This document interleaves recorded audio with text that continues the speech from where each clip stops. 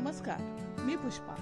पुष्पास खमंग किचन मध्ये आपल्या सर्वांचे खूप खूप स्वागत. आज आपण बनवणार आहोत पौष्टिक चविष्ट डिंक ड्रायफ्रूट लाडू.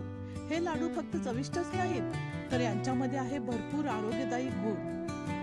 खजूर, डिंक, बदाम, अक्रोड, काजू आणि ओल्या खोबऱ्याचा छान रोस्ट केलेला खीस यांचे हे मिश्रण शरीराला रोगप्रतिकारक शक्ती सुद्धा वाढवेल. चला तर या लाडूची रेसिपी आणि यांचं महत्त्व जाणून घेऊया आणि बनवूया स्वादिष्ट भरपूर ड्रायफ्रूट लाडू. सोबत या ड्रायफ्रूट डिंक लाडूच्या साहित्याची लिस्ट येथे जोडली आहे, जी तुम्ही डिस्क्रिप्शन बॉक्स मध्ये सुद्धा पाहू शकता. 10-12 खजूर घेतले, गूळ घेतला, ओलं खोबरं खिसून घेतले, बदाम घेतले, अक्रोड, बेदाणे, काजू आणि डिंक घेतले.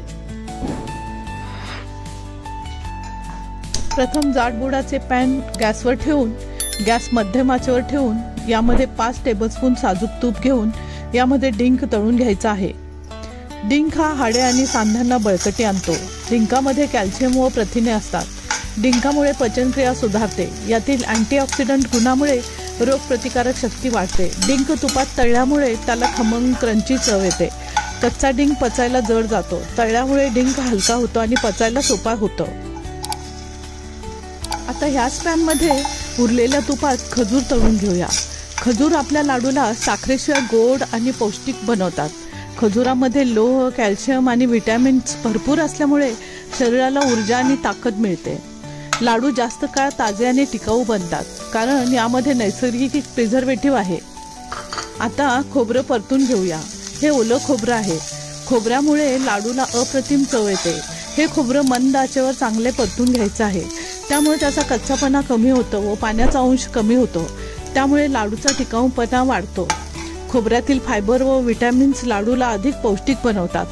खोबऱ्यामध्ये खनिजे असल्यामुळे पचन सुधारण्यास सुद्धा मदत होते. बघा, हे छान परतले गेले आहे. किती छान सोनेरी कलर आला आहे. हे आता काढून घेऊया. आता ह्याच पॅनमध्ये बदाम चांगले परतून घेऊया. यामध्ये काजू व अक्रोड सुद्धा टाकून चांगले परतून घेऊया. गॅसची आच मंदच ठेवायची आहे, कारण ड्रायफ्रूटची चव आणि त्यांचा क्रंचीपणा वाढतो.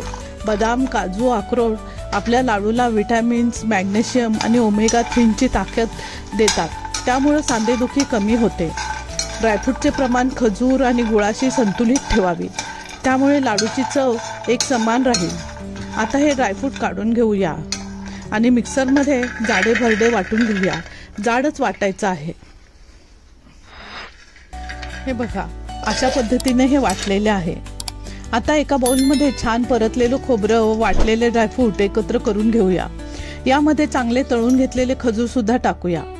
आता यामध्ये तळलेला डिंक चांगला हाताने कुस्करून घेऊन यामध्ये टाकायचा आहे. असा टाकल्याने लाडूचा क्रंचीपणा वाढतो व डिंक दाताखाली आला की खूप चविष्ट लागतो. हे सर्व हाताने एकजीव करायचं.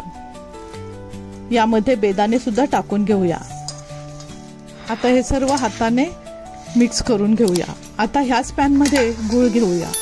हा गूळ चांगला बारीक चिरून घेतला आहे. यामध्ये 1 चमचा तूप टाकूया. यामुळे गुळाचा पाक मुलायम होतो, कडक होत नाही. गूळ चांगला वितळला की या बाउलमधील मिश्रणात ओतून घेऊया आणि हे मिश्रण चांगले एकजीव करून लाडू वळायला घेऊया. या आणि अशा साध्या, सोप्या, पौष्टिक घरगुती रेसिपी पाहण्यासाठी पुष्पास खमंग किचनला लाईक, शेअर, सबस्क्राईब करायला विसरू नका. तुम्हाला जर हा व्हिडिओ आवडला असेल तर कमेंट नक्की करा.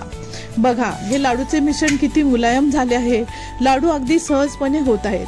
तर हे लाडू तुम्ही नक्की बनवा. हे लाडू पौष्टिक असल्याने लहान मुलांच्या वाढीसाठी, गरोदर बायकांसाठी, वृद्ध लोकांसाठी इतकंच काय सर्वांसाठी पौष्टिक आहेत. बाहेरचे चॉकलेट, बिस्किट, मिठाई, बेकरी फूड यांना हा लाडू उत्तम पर्याय आहे. हेल्दी खा आणि हेल्दी राहा.